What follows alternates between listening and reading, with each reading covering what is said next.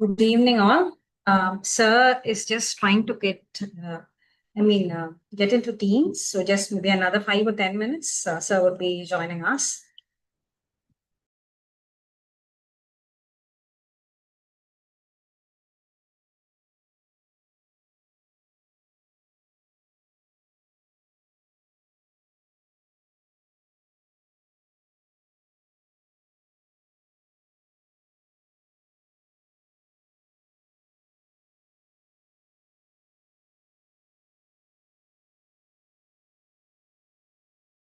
Yeah. Good evening to all.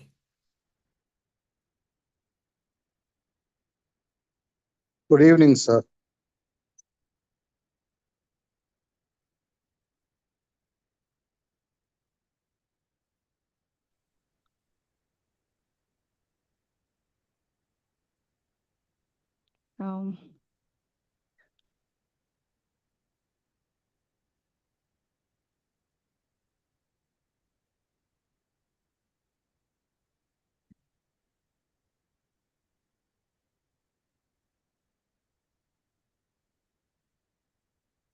Ma'am, your mic is muted.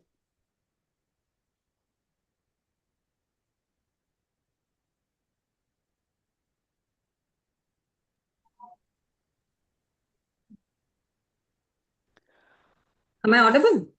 Yes, ma'am, we can hear you. Department of Language, Culture and Society, College of Engineering Technology, SRM IST Katnakulatu, in collaboration with Department of Linguistics, Tetso College, Slovenia, the Mapur Nagaland, is organizing a 6-day online faculty development program on narratives of change, reimagining English language and literature as a mirror of cultural and intellectual transformation, NEP 2020 and Viksit Bharat 2047. We have with us a very renowned person in the field of academics, Dr. Karunesh Saxena, sir, who is the Vice Chancellor of Sangam University, Bhilwara, Rajasthan. He is here with us to deliver the session 9 titled Indian Knowledge Traditions as Reflected in the Writings of Devdutt Patnaik. I'll just stop sharing the screen. Yansu? Yes, ma'am. Yeah. Okay, so good afternoon, everyone. Good evening, everyone. Our respected speaker, participants, and everyone present here.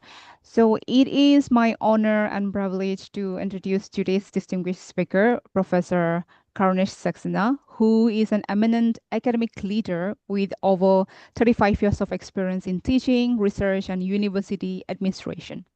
So Professor Saxena currently serves as the President and the Vice Chancellor of Sangam University, Bhilwara, Rajasthan, where his visionary leadership has transformed the institution through strategic academic models such as RISE, GROW, LEAP, and LEAP 2.0.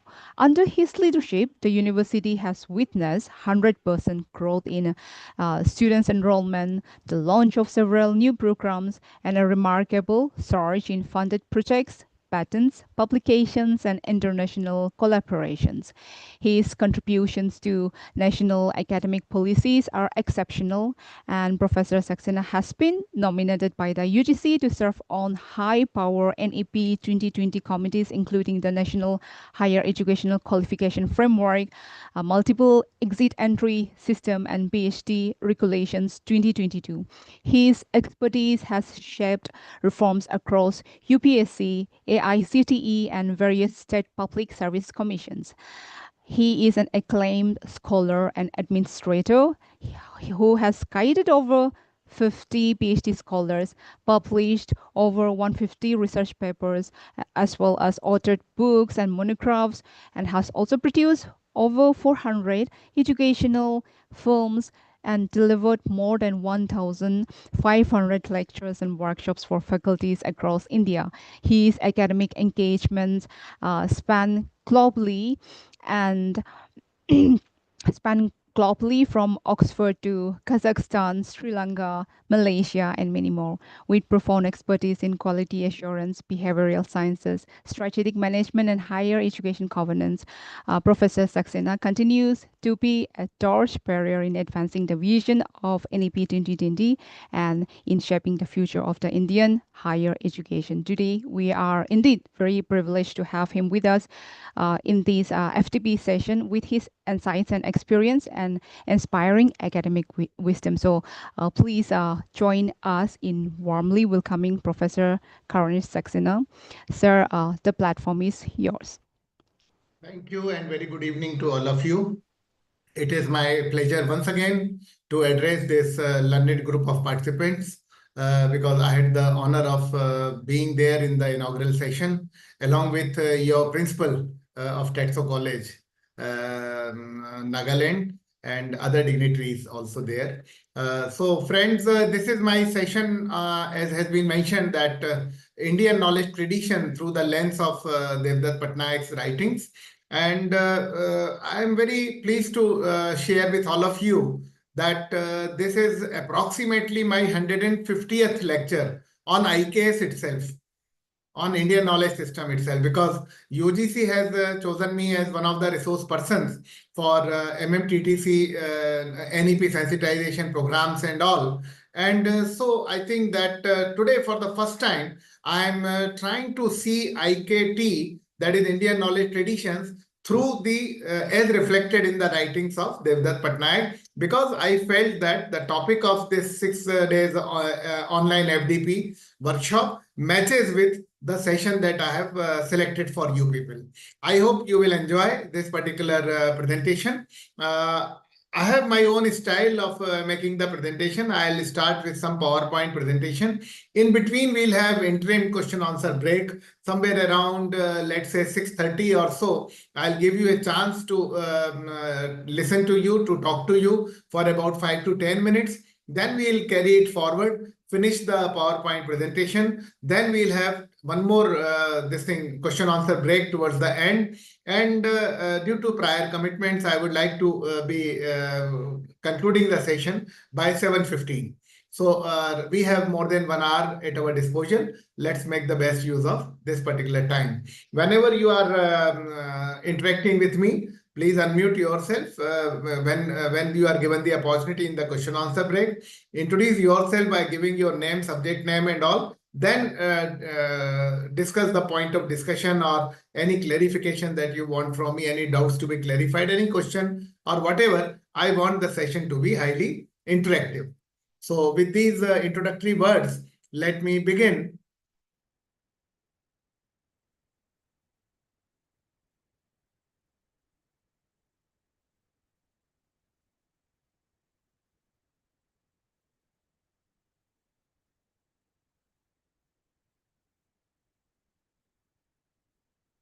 So you will let me know that whether my PPTs are available to you in full screen mode.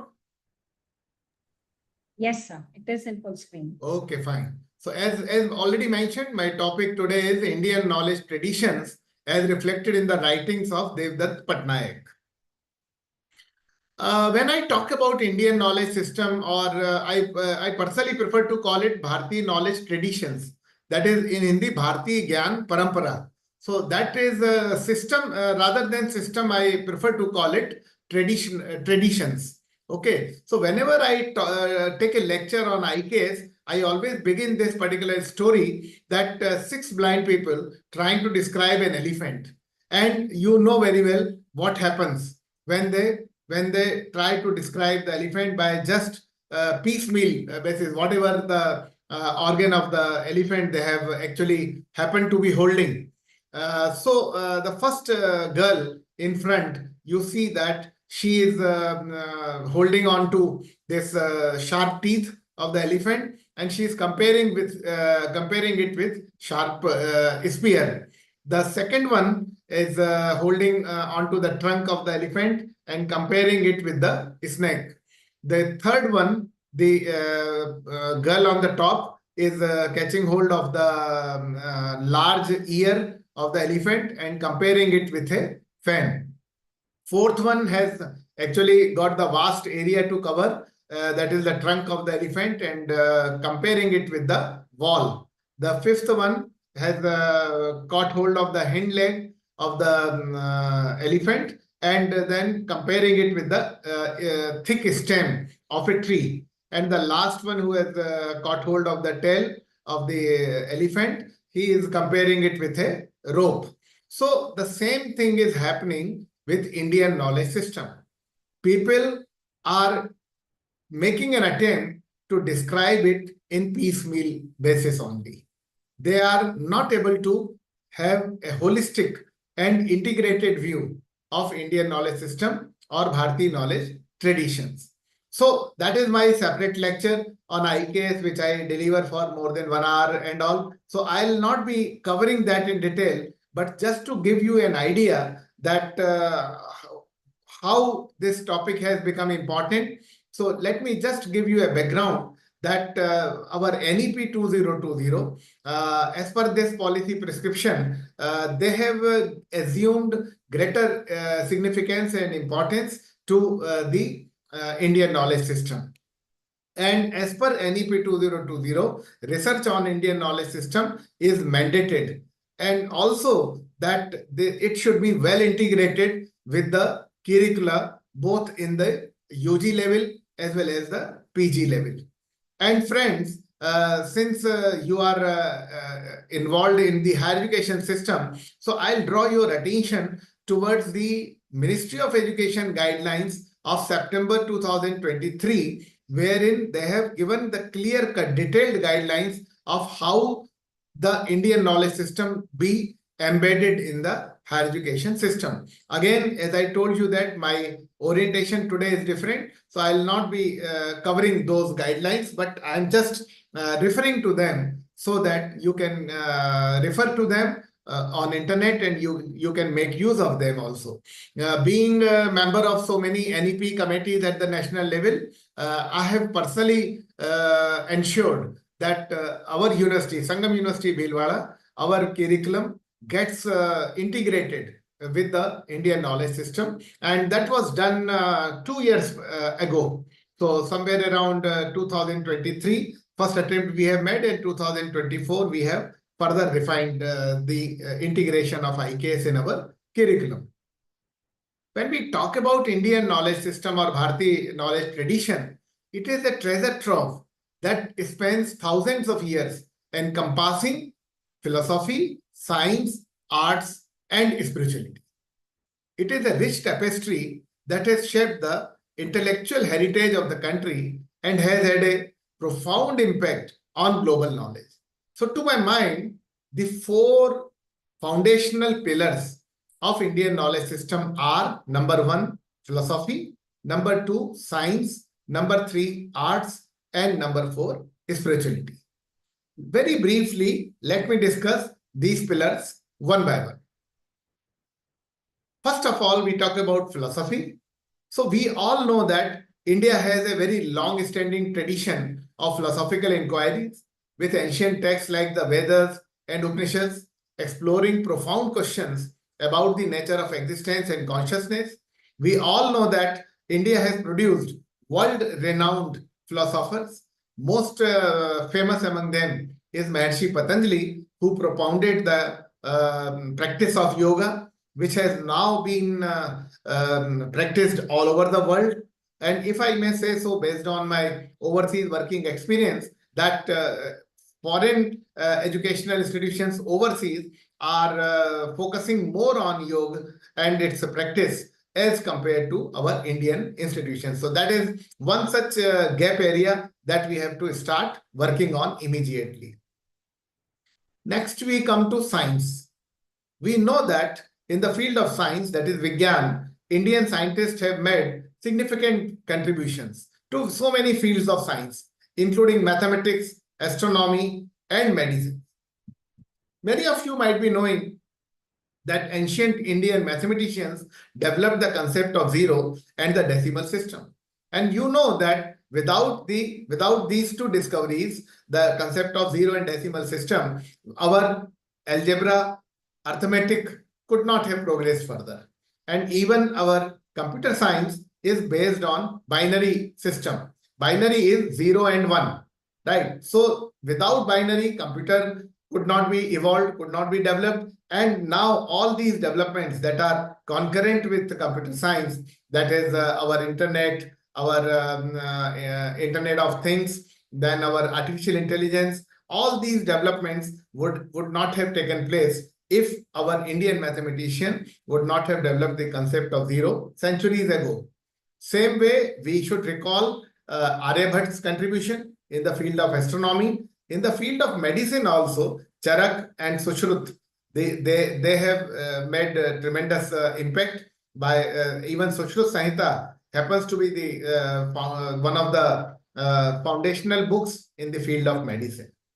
When it comes to the third pillar, that is arts, so Indian art forms like classical music, dance, paintings, etc., they have evolved over centuries and continue to inspire artists all around the world.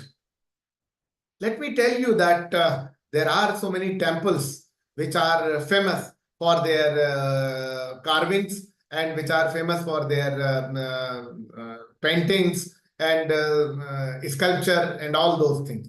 Namely, some of them are Konark Sun Temple. Then we have this what you call Khajuraho temples in Madhya Pradesh. Then in Madurai and so many places in South India where we find beautiful carvings on the walls of the temples are there. Similarly, we have the palaces, we have the Havelis, we have the old ancient architecture that is the I would say hallmark of the Indian knowledge traditions. Finally, we come to the fourth and final foundational pillars of our Indian knowledge system, that is spirituality. As you know that India was and is considered as the spiritual guru of the world. So India is the birthplace of so many major religions. To name a few, Hinduism, Buddhism, Jainism, and Sikhism. They have shaped the spiritual landscape of the world. So friends, with this background of IKS, let me just give you a recap that today we are talking about Indian knowledge traditions as reflected in the writings of Devdutt Patnaik. Just now I was talking about the first segment of Indian knowledge traditions or Indian knowledge system. So I started with this elephant story. Then I said that why it has assumed importance because of the NEP 2020, which lays greater emphasis on Indian knowledge system. And then I told you about these four foundational pillars of our Indian knowledge system, that is philosophy, science, arts, and spirituality. And one by one, I have briefly explained to you these four pillars. Now, let's move to the second segment, that is the segment pertaining to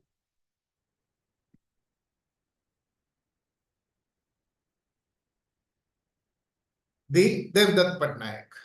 So Devdutt Patnaik, I give him this title that the man with the mission. Because if you read his biography, you will find that he is one of India's most renowned mythologists. He makes ancient Indian knowledge so simple and relevant for modern audiences. That is really, really very important because our current generation, our modern audiences are detached from our rich in ancient heritage. So through his writings, he is on a mission to make these Indian knowledge traditions popular among the youth. Contributed more than 50 plus books, articles, lectures, TV shows. Through them, he explains Indian mythology as well as culture. You might have noted that he has so many syndicated columns which are appearing in many famous newspapers of the country. Even in Hindi, the newspaper called Dainik Bhaskar publishes his writings, his column every Sunday.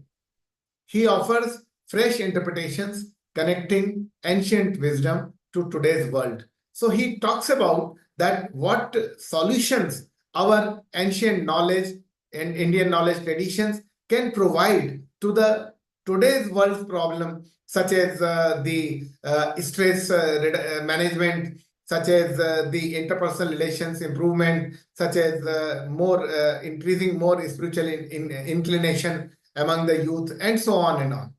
And as I have already told you, he has written more than 1,000 plus newspaper columns in leading English and Hindi newspapers. Now, this particular slide takes us through to some of the major works of Devdutt Patnaik. These major works are basically, I have not covered all the work that he has written, but then I have handpicked some of the more important ones, which are relevant to today's topic. And I have tried to give them chronologically for your convenience. So starting from the top left, his book, that is Indian Mythology, Tales, Symbols and Rituals, was published in 2003. And this was a basic foundational comprehensive guide to Indian mythology.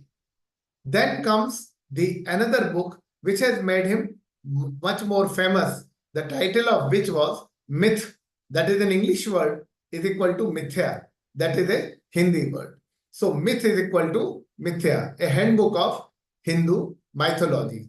This was published in 2006. This provided a core philosophical framework. Then another major work came in the year 2010 by the title of Seven Secrets of Shiva. Lord Shiv continues to mystify all of us. So he has written on Shiva symbolism and Tantra. So this also makes very interesting reading. Then comes Jaya, illustrated retelling of the Mahabharata. It came in 2010. Many of you might be knowing that Mahabharata was earlier called Jaya. And I have mentioned it in bold here because this particular book, Jaya, and the other book in bold that appeared in 2015, My Gita, I have actually gone deep, in depth into these two books, Jaya and My Gita, to explain my viewpoint in the later slides. So coming back to Jaya, illustrated retelling of Mahabharata, published in 2010, it is an epic narrative. And one of the beauties of this book is that it is having 250 plus illustrations. These illustrations add to the beauty of the book, as well as makes the reading interesting and simple as well. Then comes another work by Devdutt Patnaik, that is Dharma, Arth, Kam, Moksha, 40 Insights for Happiness. This was published in 2012, and this provides a framework how to live life happily. This is also very important in today's context, that you can have material acquisitions, you can have so many other features, you can have so many other issues, but then finally what you require is that you require happiness. Then comes a book which is very close to my heart, because I am basically a professor of management, and the title of the book is Business Sutra, a very Indian approach to management. This came in 2013, and this focused on corporate leadership wisdom. And let me tell you that this particular book has been very, very popular among the corporate giants. Then comes year 2014 and his book Shikhandi and Other Queer Tales They Don't Tell You. So here he has touched upon a very sensitive aspect of gender fluidity in mythology.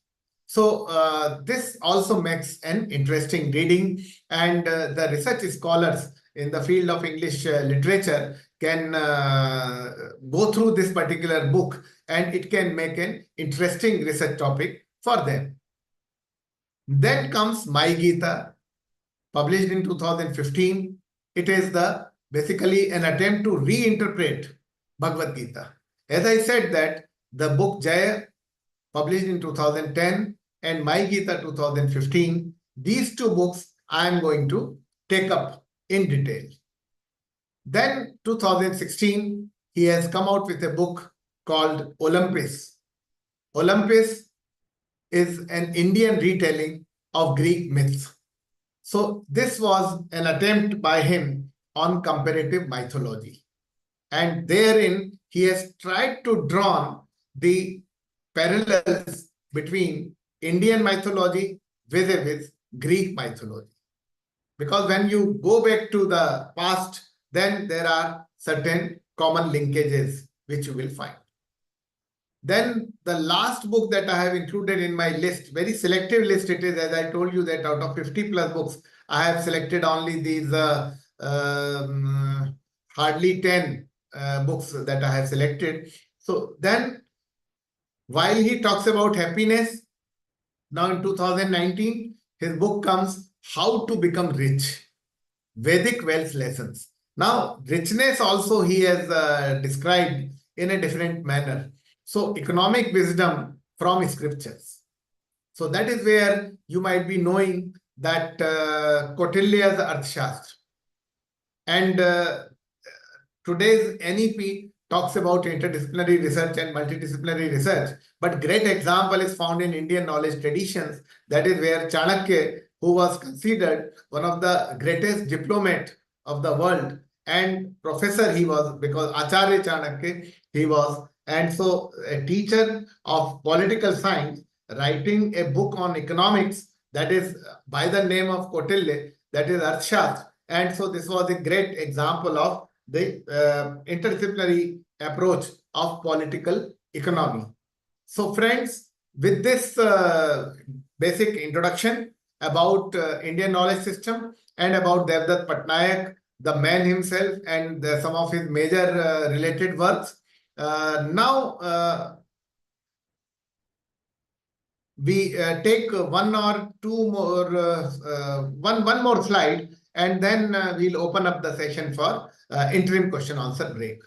So in his book, which was the second one when I was telling you myth is equal to mithya, he talks about two types of truth.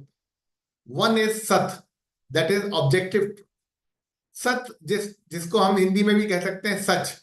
So sat is objective truth which is universal. Like sun rises in the east, sets in the west. It is a universal truth. So independent of any frame of reference, independent of any prejudices or biases, it is context neutral also. So some of the examples are scientific laws such as gravitational law, such as Einstein's principles and all. Mathematical principles also. 2 plus 2 will be 4, no matter what happens. So this is Sat. Then he talks about Mithya.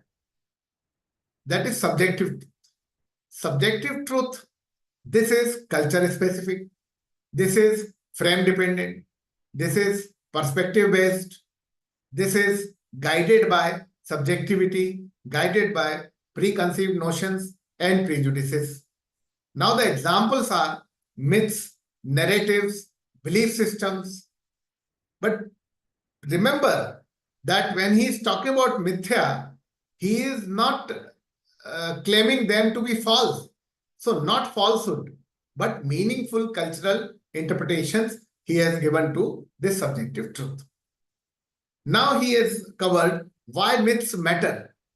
Because myths are stories cultures tell to understand their world. They communicate complex psychological and philosophical truths through fantasy, symbolism, and narratives, making wisdom accessible to all, including the illiterate and marginalized. So friends, let me tell you that storytelling-based pedagogy has also been given prominence as one of the important core pedagogy in NEP 2020. So that is where the Devdutt Patnaik work assumes greater significance, because always in his work you will find so many of the stories related to the Indian knowledge traditions. As I have promised to you, that now we are going to have a brief interaction. And I'll request the organizers to guide this question answer session briefly for maximum for about 10 minutes. Then we'll take further, because there is still a significant portion of the presentation to be left. There are particular themes Participants' questions. Sir has given time now for us to what makes them intervene. more universal than they otherwise would have been. The style of these films As is I was saying, researchers can take up Devdutt Patnaik's works. Yet there are a lot of research going on Devdutt Patnaik, especially on his way of his narrative technique. And he also is such an author who will be willing to give interviews for the researchers. He's such an open-minded author who wants researchers to take up his work and do extensive research. He's always there for a student who is ready to learn. So this is my personal experience, because my first scholar did on Devdutt Patnaik, his narrative techniques. Okay. Yes. So this is contributed by some of the participants. so I didn't get Or is you. it your observation, Ramya ji? how we It is my observation, because as I told you, my scholar, my very first scholar, she worked on Devdutt Patnaik's narrative styles. I didn't know that when I gave you this topic, you approached No, me. as soon as I saw that, I was very happy, and I've shared my today's meet. Probably she's there in this meet. I've asked her to join this session. So There is some voice coming in the background, some faint voice. What is that? So please ask the participants to mute themselves, and anyone who wants to interact, they can unmute themselves and talk to me. Sir, I have one question. Yeah. You initiated by saying because IKS has, you were able to find certain characteristics of IKS in Devdutt Patnaik. Can you please be a little more elaborate in telling how, because as a management person, what made you to take up Devdutt Patnaik's works for this particular session, which is going to tie up our nation's vision? Yeah. Actually, what I told you that being an expert on NEP in many committees, and NEP's mandate is on multidisciplinary education as well as interdisciplinary education. So I started looking for different subjects from where we can have insights for the subject of management. So I prepared one lecture, that is managerial relevance of Srimad Bhagavad Gita.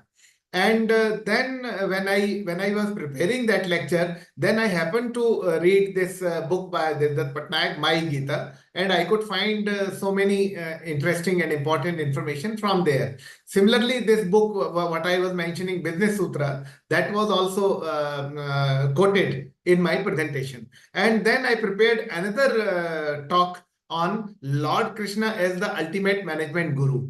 So all these things propelled me to come towards the writings of Devdutt Patnaik. Yes, sir. Thank you very much, sir, for that. Yeah. Any questions? I'll encourage the Anyone else? participants to ask.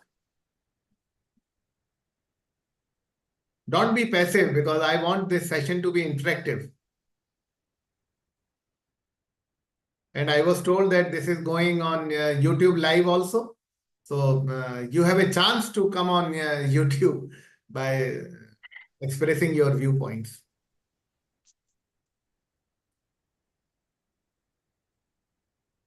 Dr. Neguli, if you have any observation, you are listening very intently.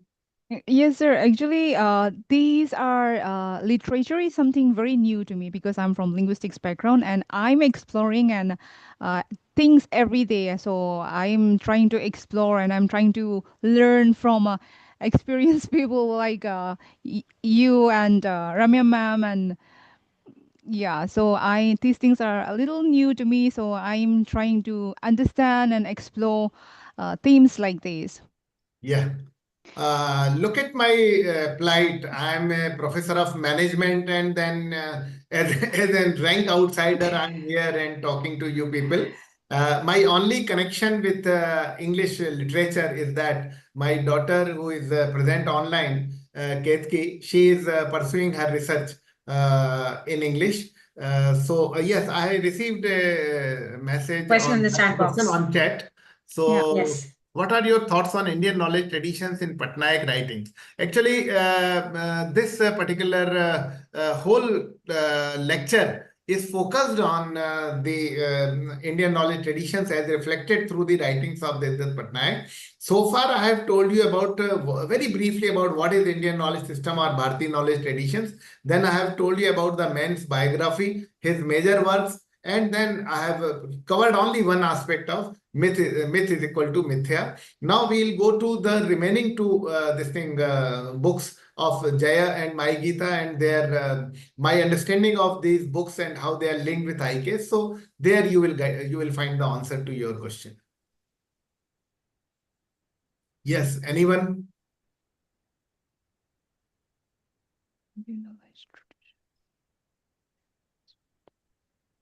Ketki, would you like to contribute something?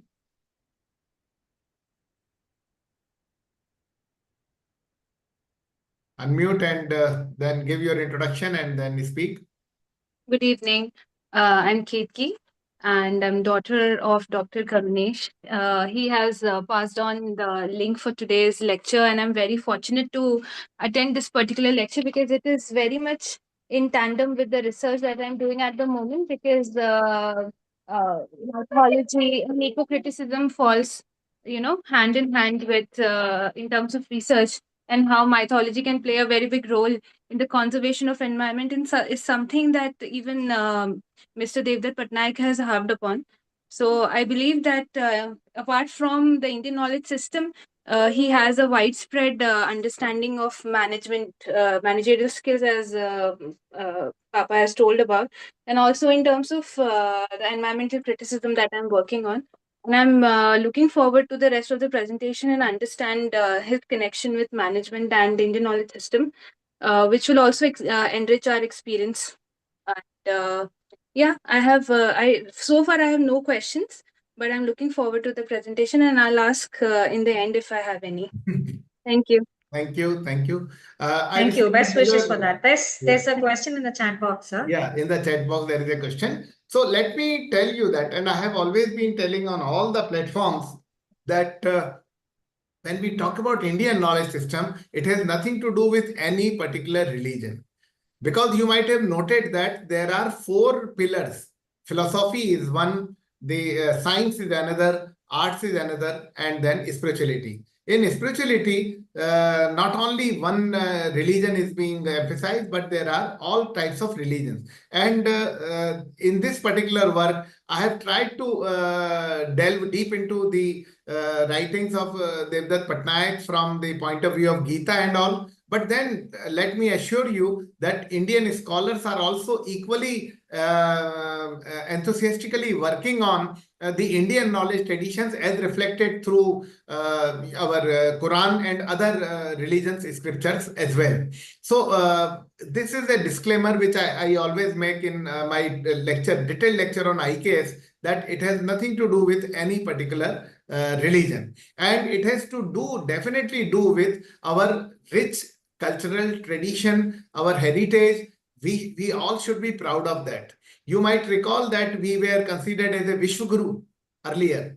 And people used to say that India used to be called the golden bird, Sone ki chidiya, and doodh ki nadiyan behti thi. The rivers of milk were flowing and all. So my firm conviction is that because we were Vishwaguru, we were having economic supremacy. Our market share in the world trade was 24% at that time. So now that through NEP 2020, we again want to regain our status of Vishwaguru, and that is why then by the when we are completing 100 years of our independence, so Viksit Bharat at 2047. So economic prosperity will definitely follow the intellectual supremacy.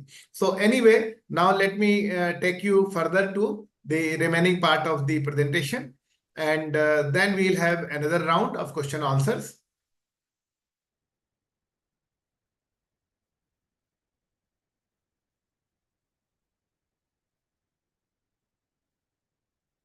Okay, so knowledge transmission from Vedic era to Puranic era. I will not cover this in detail, but I'll focus more on core principle. That is, Shruti is greater than Smriti.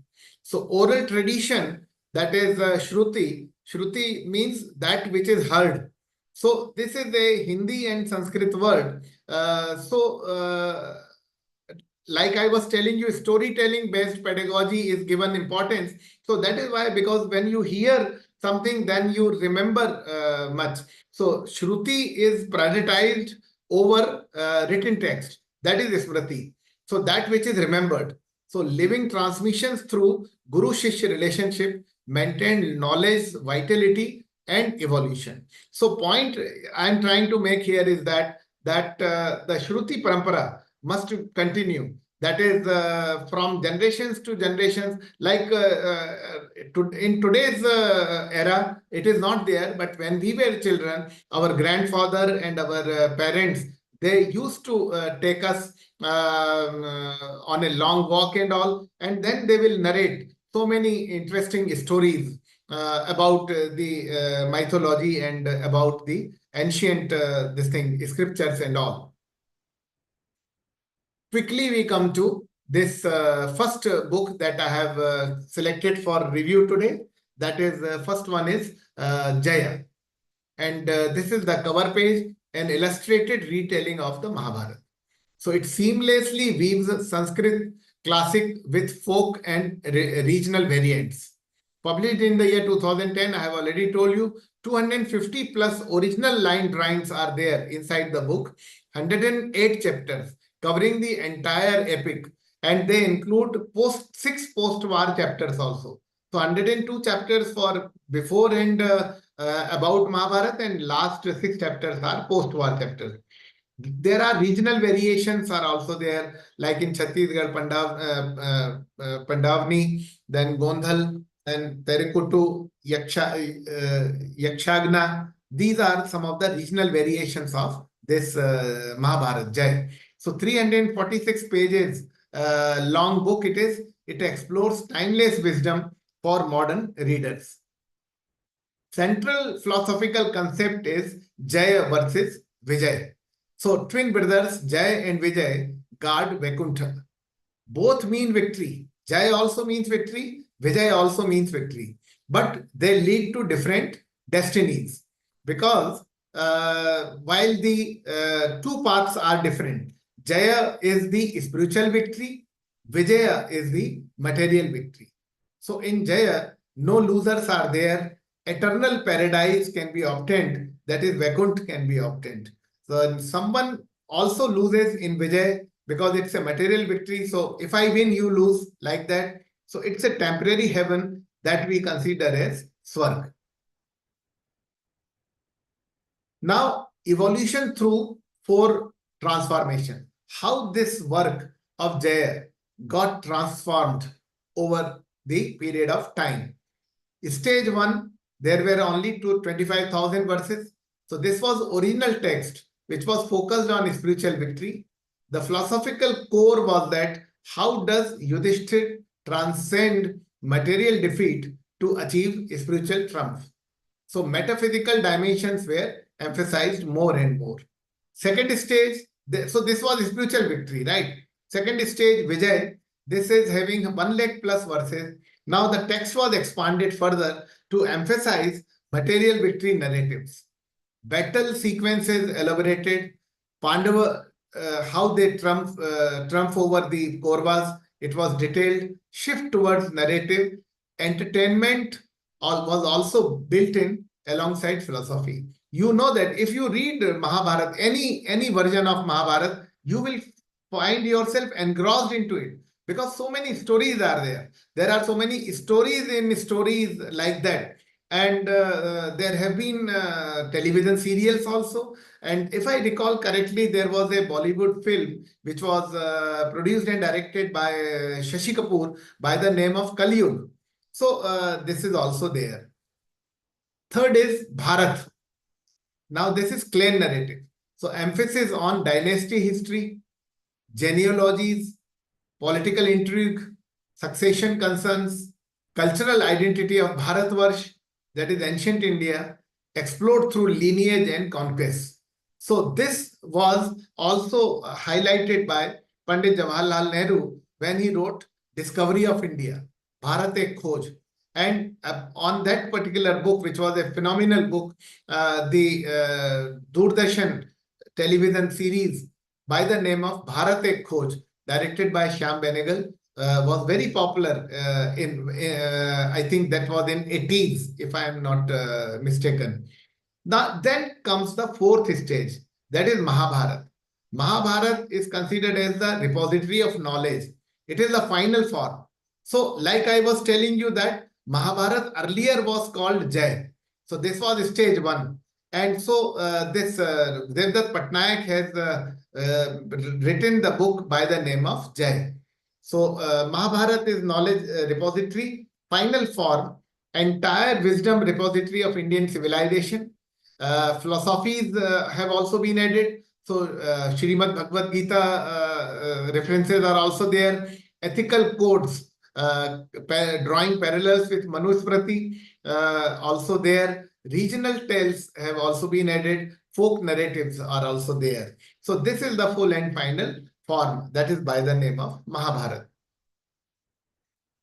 As I gathered by reading this book, that the book central character is Yudhishthir, and the book takes us through the route of Yudhishthir's spiritual transformation, which is the real victory, which is Jaya actually, right? Because you might have noted that there were so many flaws in his character when he was gambling, and then he was putting his kingdom and even his wife on the gambling bet and all. So all those personality flaws were there. But Mahabharata ends with Pandava victory. But the story continues for 6 more chapters, because I told you that post-war chapters were also there. Because military victory is not the real story. What happened after the war is also mentioned in the book. The true focus is Yudhishthir's psychological and spiritual growth. Right. So Yudhishthir's journey from duty to wisdom is very nicely depicted in this book. Act 1 follows rules strictly as a dutiful leader. Act 2 faces consequences of the dice game. Act 3 learns that dharma is contextual and empathetic. It is not rigid. And Act 4, he achieves spiritual victory, that is Jai, and which rises above successes and failures. When we talk about the regional and folk traditions which were revisited, I would rather say revisited in Jaya, so rather than recovered. So I'll correct the heading also later on. So the epic structure of the book is like that. 108 chapters move chronologically from ancestors to renunciation. It mirrors the traditional structure of the epic. It uses a framing device, the snake sacrifice, prologue and epilogue, to give philosophical perspective to the entire narratives. So I think that this particular book I have read twice, and I will strongly recommend my listeners to read this particular book, because it makes a very interesting reading, and it gives a very good perspective on the story of Mahabharata. As I was already telling you that it has been integrated with so many regional performance traditions like Pandwini from Chhattisgarh, that is the oral epic singing tradition performed by tribal bards. And most famous among these folk artists is Tejanbai, who was given this Padma Shri also. And then this Gondhal, that is from Maharashtra, performance art with unique performance on specific characters. Similarly, from Tamil Nadu, Terikuttu, where folk theatre retelling the epic with local cultural values. Then Yakshagan, that is from Karnataka, the classical theatre traditions with distinct narrative variation.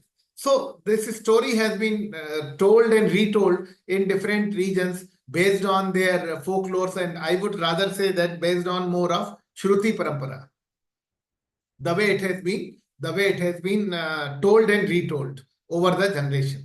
So we quickly come to the central message of this particular book, that is the Jaya by Devdutt Patnaik, which says that the book teaches emotional and spiritual maturity. The book teaches emotional and spiritual maturity. True victory, Jaya, comes from inner change, understanding the complexities and wise actions. It is not about conquest or material success. That is, Vijay alone is not enough. The fact that Pandavas had a triumph over this Kauravas was not enough. But then whether they could have victory over their own self, over their own, I would say, shortcomings of their personality and all, that is what is more important. So this deeper view of righteousness and human nature keeps the Mahabharata relevant even today. Coming to the last segment of my talk today to you, the second work that I have selected for your perusal is the book by Devdutt Patnaik called My Gita, published in 2015. And this is the Bhagavad Gita reinterpretation, an attempt to reinterpret Bhagavad Gita. Now, it is having a very unique approach of My Gita. So it is not a verse by verse translation which we find of 700 shlokas everywhere else. But then My Gita is arranged thematically. And so the verses have been jumbled upon and relevant verses have been put under relevant themes. It focuses on philosophical clarity and accessibility for modern readers. Friends, I always feel that our young generation must also be connected to all this rich cultural heritage.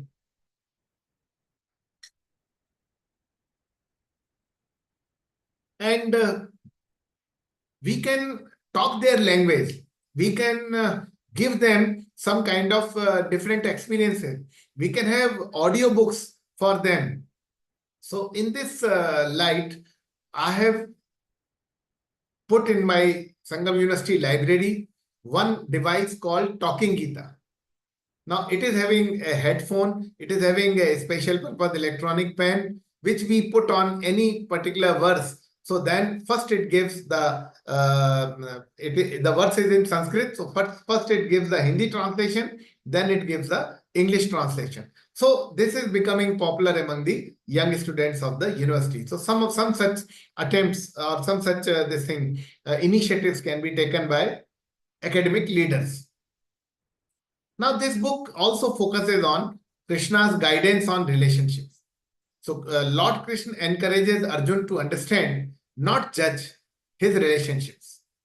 So it is relevant even today, because when we focus too much on self-improvement, self-realization, and even now in today's world, selfies.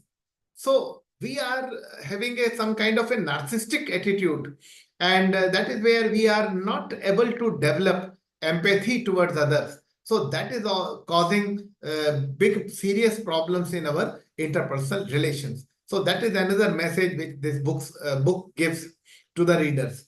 So even conflict happens within relationship, that still have room for care and growth. So healthy, constructive conflict is accepted, which further strengthens and improves the relationship.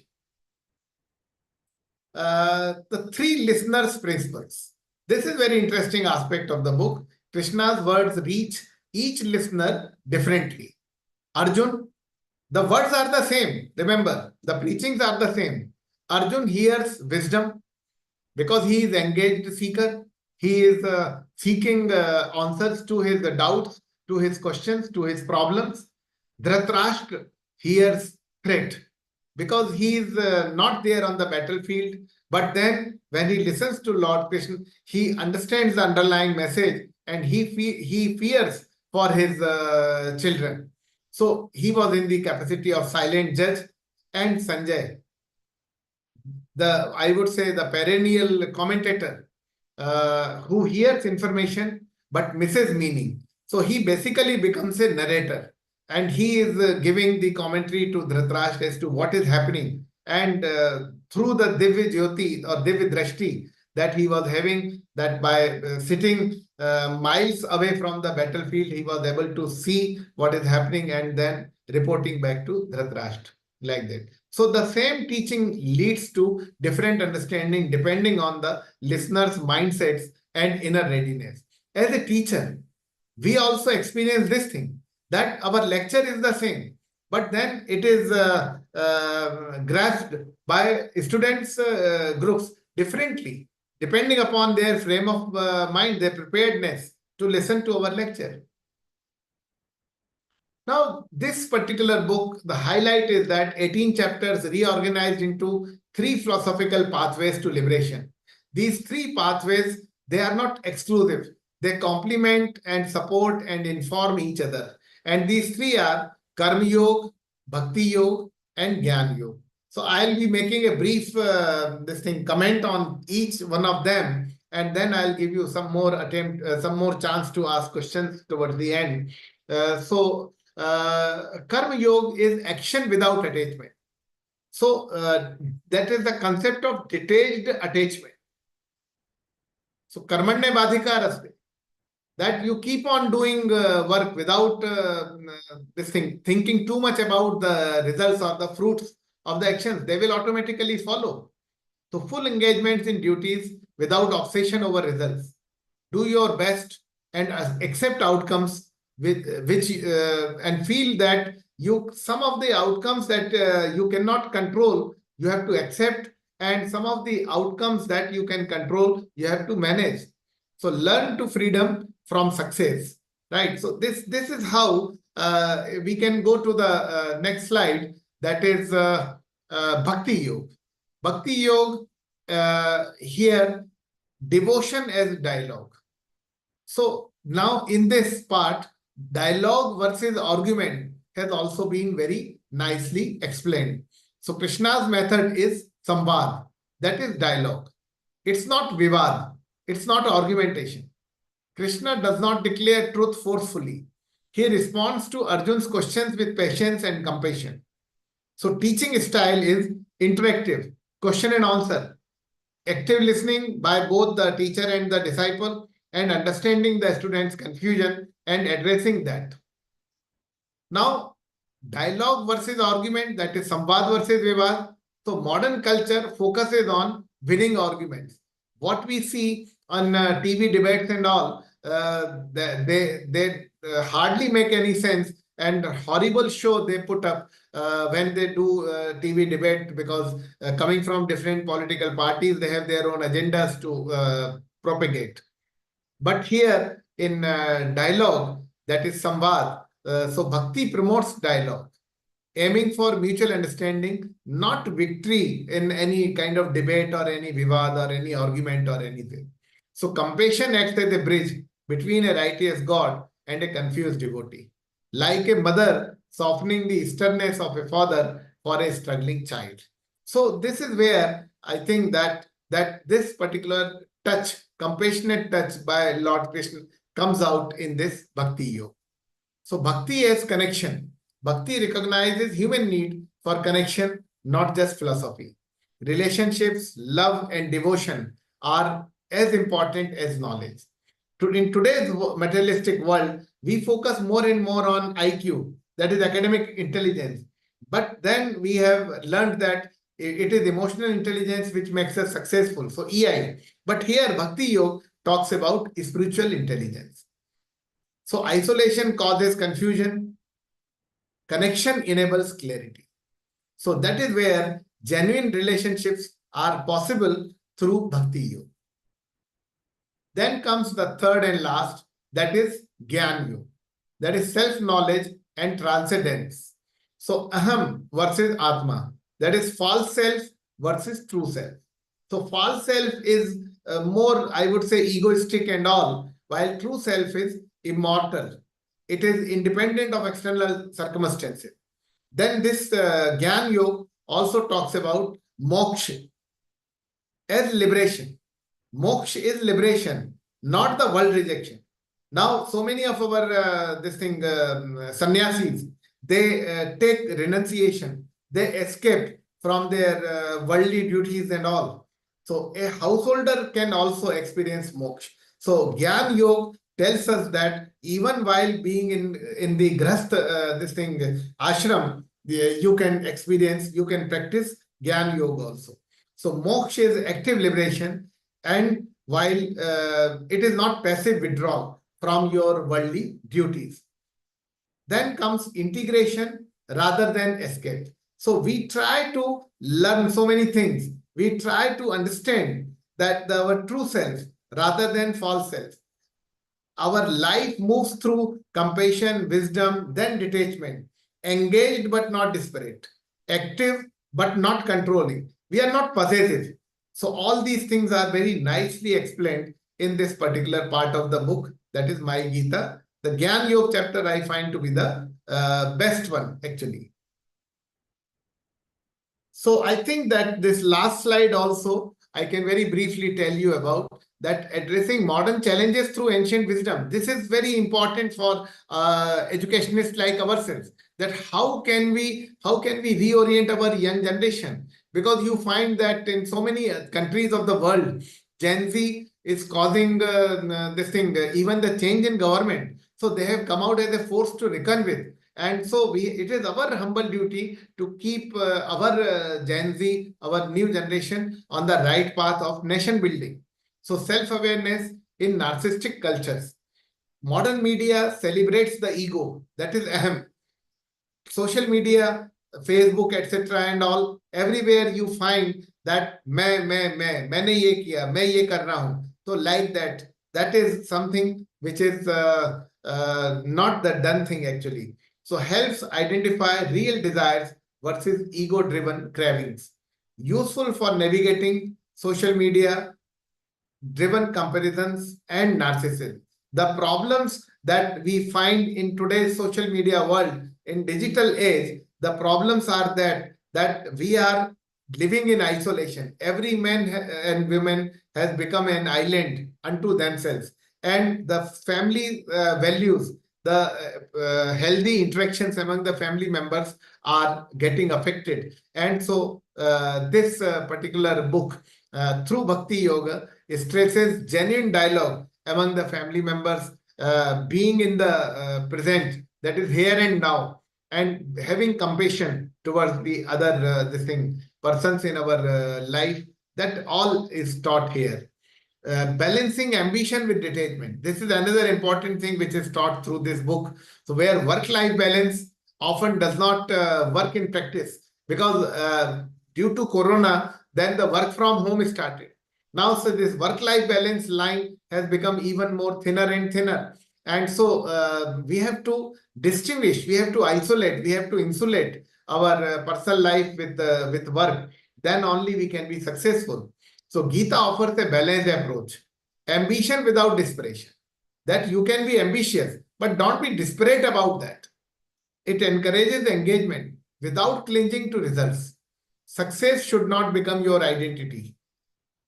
Your identity should be your own. You should be self-confident, useful during career transitions, failures, and achievements. So all these teachings are highly useful to our young generation, even to our generation also, that so many vast knowledge that is there in our Indian literature. That is, and I have picked up only the tip of the iceberg. Someone may ask me why Devdutt Patnaik. So it came on the top of my mind because I have been reading his works like this, and quite recently I finished reading one of his columns in the newspaper. So it was on the top of the mind. But I didn't know what Ramya madam was saying, that her first scholar work was on Devdutt Patnaik's writings. So friends, that's all from my side, and we have 7 more minutes for interaction. I can extend it to 10 more minutes for your benefit. Yes, please. Participants who are research scholars here, even if you're not working on Devdutt Patnaik, maybe you can try to, as I've been telling you right from day one of this FDP, incorporating NEP 2020 Viksit Bharat or Indian knowledge system, at least in your introduction of your thesis, is going to take your thesis to a very great level. Keep this point in mind when you're working. Maybe you can ask questions related to that to sir now. You know, these, sir, they're all resources whom we can use and who are available to us, who is giving time. So I'm sure we have to use them at the right point of time. So Yeah. questions? Rajlakshmi ji has asked a question in the chat that could you please explain the reason behind stating that Shruti is greater than Smriti? Let me tell you that if we do a monologue kind of this thing lecture, imagine my today's lecture without PowerPoint slides. So it might have not been that engaging, and you might have, after some point of time, you might have felt bored. So similarly, storytelling, through storytelling, if I narrate a small story, I can explain a very larger message to my students in a very simple words. And through that story, they remember for a long time. So through Shruti, Smriti comes. So that is why I said Shruti is greater than Smriti. And we know very well that what you read, you may forget. What you hear, what you listen, you may remember for a long time. What you see, you may live with it for even longer. What you actually do and practice, that will be there with you forever. So that is the transition actually. Next, please. My question is that what That One is- more question has come from Ankita Chaturvedi. Why don't you open your mic and ask the question so that it will benefit all the participants also?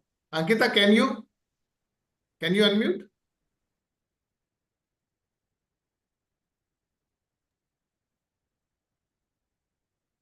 Ankita? Actually, everyone, I mean, participants can, she is in traffic right now. So Okay, fine. No problem. shall I read that, So- sir? No. I have gone through the question. And yes, Ankita, I fully agree with you that our younger generation is neglecting such a rich cultural heritage and such a rich, I would say, treasure trove, what I have used in the initial slide, that is already available to us. And unfortunately, other people are making use of it. Like I gave the example of yoga. So it is our solemn duty to actually reorient our young generation towards these kind of writings, because what is happening is that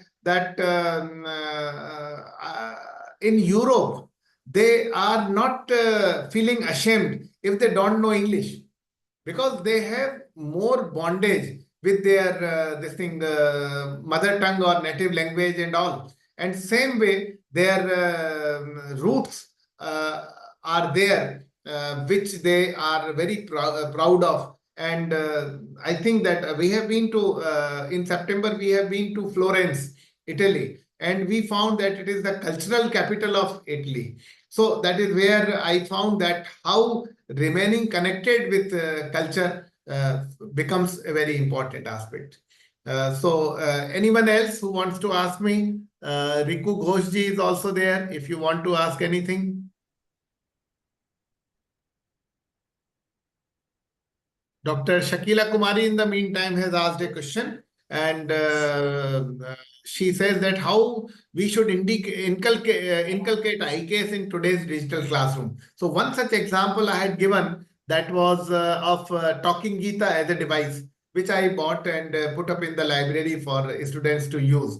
Same way, when I speak on the managerial relevance of Srimad Bhagavad Gita, then I collect some videos which are talking about, which are giving in short this message that how the personality traits of Lord Krishna can help today's managers to take care of modern day problems. So that can be one of the ways. And even the role playing sessions can also work wonders. The Nukkad Nataks can be organized, or role play sessions can be there, and so they can empathize more with the characters they are playing.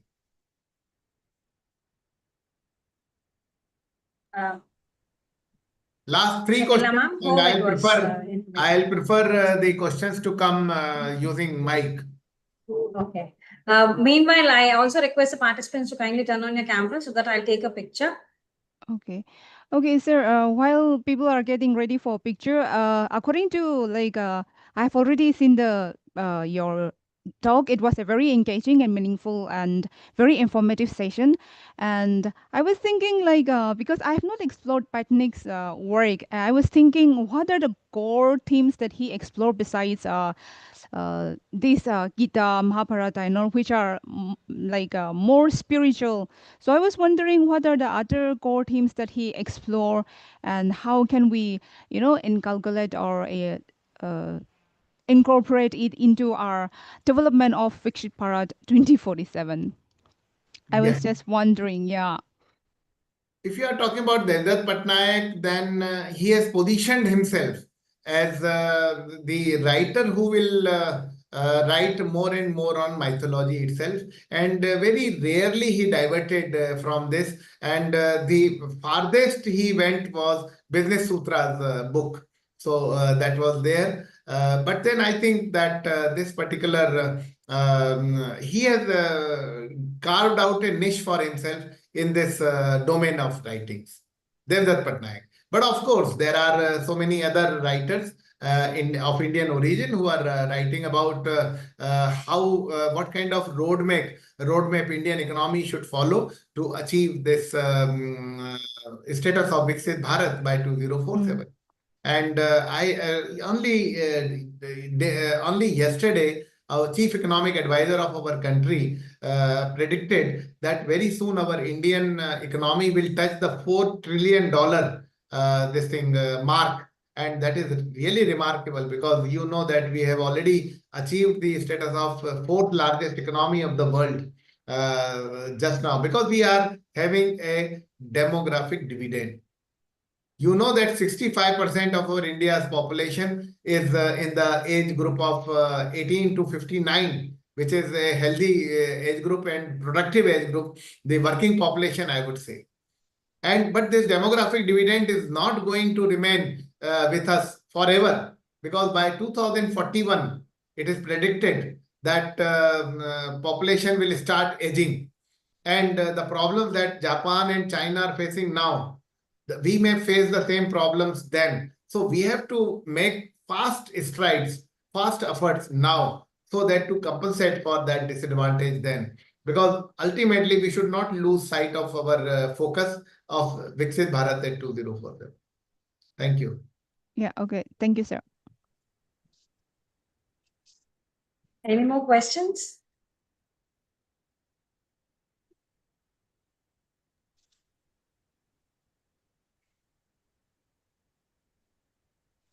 That is the case, sir. Sir had already mentioned that he has got some commitments. Can we wind up if there are no questions?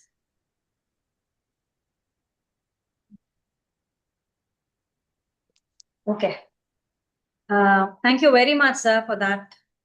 As a management person, sticking on to Devdutt Patnaik and talking about him says what kind of writer Devdutt Patnaik is, and how open literature is to tune in anyone across the globe to pitch into it, read, and try to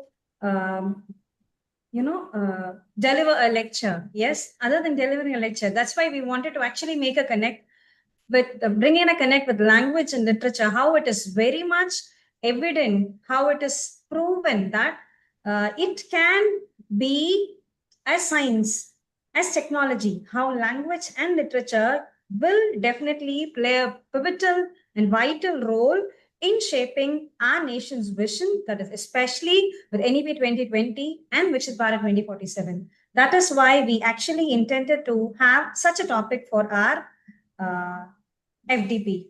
So, and your session, your presence has proved, it's an add-on to prove that yes, literature can walk miles along with the recent trends. Thank you very much, sir, for being here amidst your busy schedule. Thank you. Thank you. And let me tell the participants that I am a very avid reader of books. And in my lifetime, I am in mid-60s. In my lifetime, I have read more than 10,000 books so far and continually reading. So that also persuaded me, that also inspired me to speak on this topic, because it gives you the confidence. Because when Ramya madam approached me, then first I thought that what can I do here in this topic? But then immediately from the back of my mind, I brought out this thing, collection. And this is the first time I have spoken on this topic. But yes, I enjoyed. Hope you also enjoyed. Thank you. Thank you. Thank you, sir, so much. Thank you, sir. Thank you very much. Thank you, sir. Now it's for the participants. We have few information for the participants. So participants now, Vyaswini ma'am will be posting the feedback link. Kindly give your feedback. Yes, I just have a few, I don't know if the participants are here. And I don't know if I'm pronouncing your name right or wrong. Jayalakshmi ma'am, are you here? Jayalakshmi ma'am? Jayalakshmi ma'am? Okay, I'll post a few names for you in the WhatsApp group. I just have a query related to your name and all those details. So yes, we'll deal about it through our WhatsApp messages. Thank you all very much for being here. This SDP, I'm sure, is definitely one of a kind. I don't know how others are approaching it, but connecting literature with nation's vision is a pivotal goal of I'm sure would be the role, or I mean the goal of any literature person. When we did this SDG related to I mean this one conference related to SDG. We had a vice chancellor from Avinashalingam University who came and said that again this is unique, where people did not think of connecting literature with SDG. We did this in 2024 March. Followed by that, we had a lot of feedback saying it was very impressive and interesting. Maybe the initial stages, we might find it a little difficult if to incorporate how can all these points come into literature, like NEP's characteristics and Viksit Bharat's characteristics. But definitely, if we analyze, a lot of research papers can be done. We will have a lot of readers for our papers, because it is going to be the way of the academic world, higher education, HEI's new perspectives. So whatever inputs are being given by the speakers here, we request you to take it, look at it from different angles, and make the best use of it. So thank you all very much. I'm sure when you title your paper with NEP 2020 or Viksit Bharat 2047, combining literature and language, the reach would be on a different level. So best wishes for all of you. So thank you all. Tomorrow again, as already said, we have 3 sessions tomorrow, afternoon from 1 to 2:30, followed by 4:30 to 5:45 or 6, and then 6 to 7:30 another session, and from 7:30 to 7:45 for 10 to 15 minutes, we'll have the valedictory function. So probably by today, I'll be posting, I have worked on the name list, the sheets which you already shared with you also, I'll be checking that. If there are any mix, is going to be an e-certificate, so we don't want you to send us again and again that there's a flaw or mistake in the name or spelling. So tonight again, I'll share another sheet where I have all the names without segregation of faculty and research scholars. Check that once again for your spelling, for your affiliation details. That's very, very important. So regarding payment status, we have narrowed down that there's no issue. So this is all I wanted to say. So please tonight wait for a Google Sheet. The Google Sheet will be accessible by all. Yes, I'm going to give it as yesterday. Access would be given to all.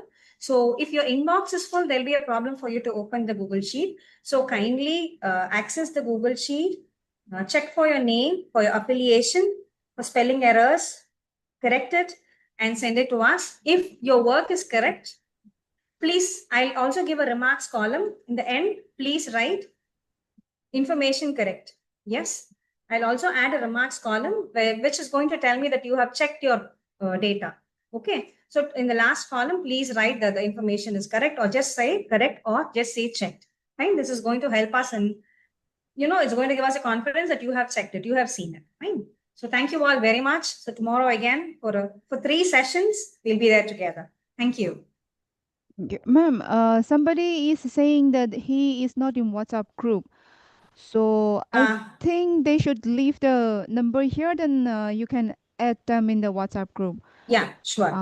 They can send a message to one of us. We'll share the Yeah. link to them. Yeah, please leave your number maybe here so that we can add you. Yeah. Thank you. Yeah. Thank you. Or we can even post the WhatsApp link here, no? That also would be fine, right? They can join using that link. Yes, ma'am. That will Right. be easier. Yes, yes. I'll just go to that link. Hmm.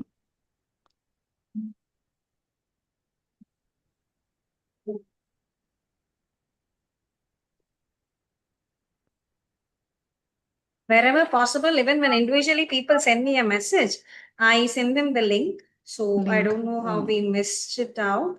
Anyway, thank you for bringing it to us now. I posted the WhatsApp link here in the chat box of Teams. Please,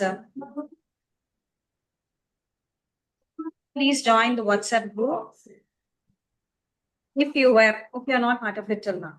Okay. Thank you all very much. Yeah. Thank you. I'll end the meet now. Thank you all.